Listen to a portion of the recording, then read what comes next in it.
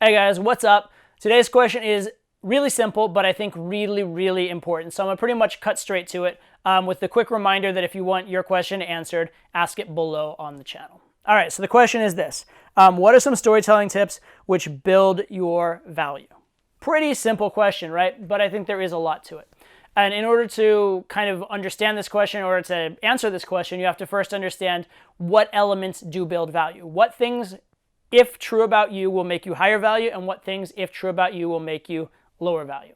So I'm going to kind of give you some traits, and then we'll talk about how those traits are best conveyed and some things you want to avoid in conveying those traits. But the first thing is, to make you higher value, you want to convey high value traits. So some examples. First one is social proof, how people respond to you. So as you're telling your story, we're assuming the story is about you in this case because a lot of stories are. As you're telling a story, the character of you in the story, if people are responding well to that character, that reflects well on you. If people are constantly disrespecting that character, if people aren't taking that character seriously, if that character doesn't seem well liked, if he doesn't get his way very often, all of those things reflect poorly on you. So you don't want to tell stories where you are the butt of the joke. You don't want to tell stories where you're being shat upon by the world in general. You want to tell stories where you're constantly frustrated because no one will listen to you.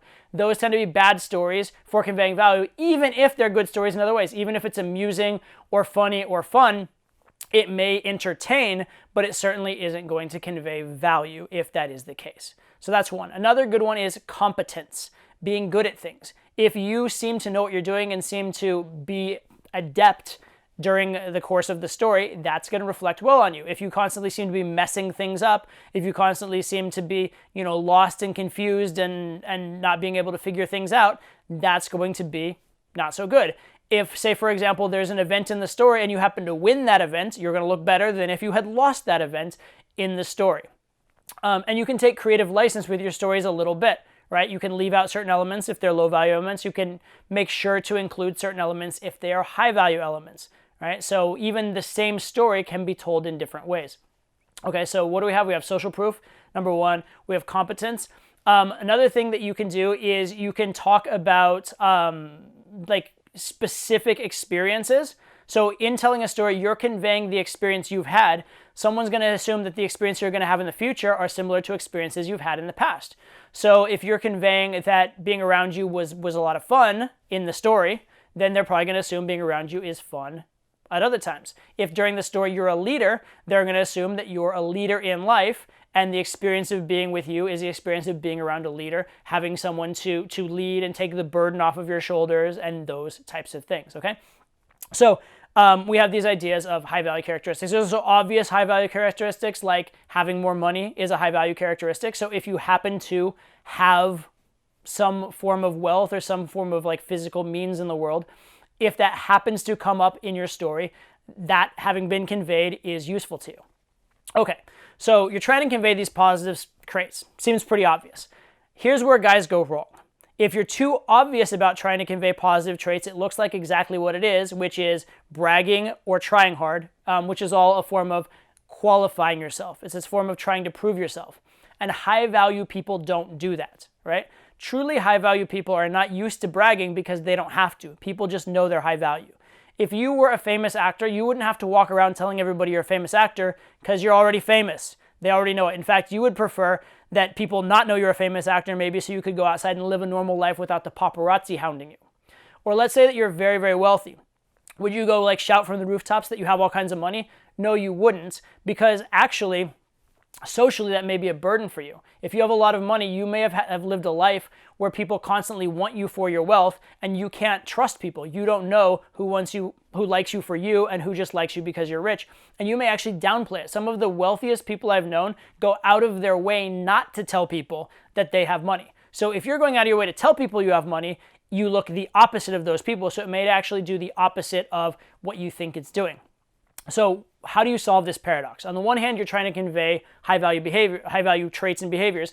On the other hand, you don't want to be bragging, and you don't want to be looking like you're trying to show those things off. And that's the key, that last sentence, looking like you're trying, okay? If those traits come up by accident because you just couldn't tell the story without them, that's fine. If they come up almost by accident because you seem to shy away from them and the person has to ask you for them, that's fine. Like, for example, maybe you're telling a story like, actually, let's forget that part. We'll just get on with it. And they're like, no, tell me. Like, okay, fine, well. And then you tell a high value trait. Well, you didn't try and tell that thing. It got asked of you, right? And so there's the element of what you're conveying, and then there's the element of the mode of conveyance, the communication around what you're conveying. And that shouldn't be try hard.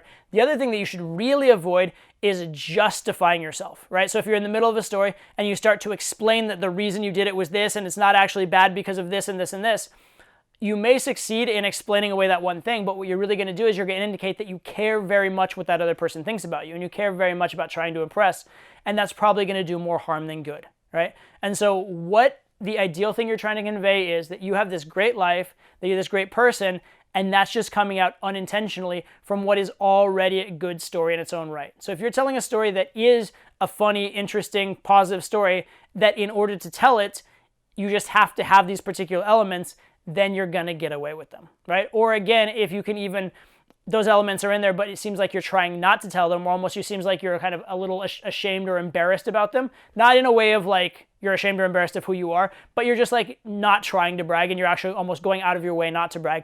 That's going to be a much better way of conveying the story than if you're just bombastically saying, hey, look at me, look how great I am, that kind of stuff.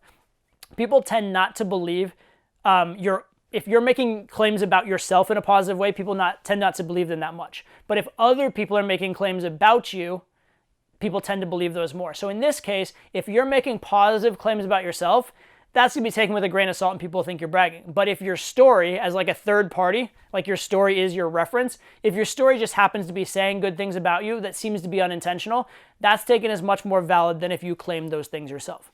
And even better yet, if, for example, you're telling a story around an audience and maybe you even are able to leave out a detail that a third party fills in for you that makes you look good, that's even better yet, because that's even more unintentional. So the more unintentional the positive trait is being conveyed, the more truthful it will be perceived to be, okay?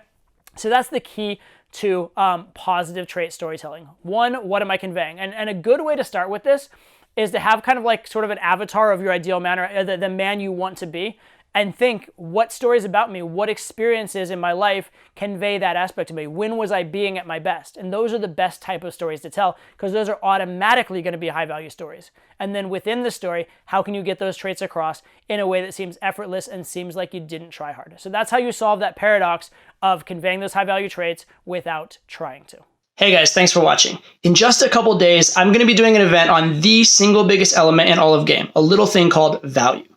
Value Masterclass is a 2-day live interactive event where I'm going to go deeper on value than I ever have before, including what exactly is value, how do women perceive value, and therefore how can you convey it? And then we're going to go beyond to just conveying value to actually becoming a man of value in every single thing you do. For more information to sign up, go to the link below. Look forward to seeing you there.